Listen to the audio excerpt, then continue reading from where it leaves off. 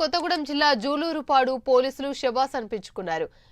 పోలారం చెరువు ఉధృతంగా ప్రవహిస్తున్న ప్రాణాలను సైతం ఫనంగా పెట్టి పశువుల కాపరులను కాపాడారు.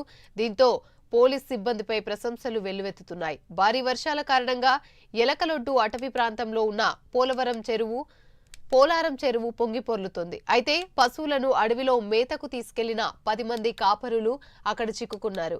వాగు ఉధృతంగా పొంగి ప్రవహిస్తూ ఉండడంతో ఒడ్డుకు రాలేని పరిస్థితి ఏర్పడింది. గ్రామస్తుల నుంచి సమాచారం అందుకున్న జూలూరుపాడు ఎస్ఐ రాణా ప్రతాప్ తన సిబ్బందితో కలిసి చిమ్మ చీకట్లో ఘటనా స్థలానికి చేరుకున్నారు.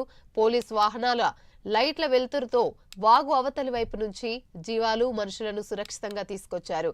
తమ వారిని కాపాడిన ఎస్ఐ రాణా ప్రతాప్ సిబ్బందికి గ్రామస్తులు కృతజ్ఞతలు తెలిపారు.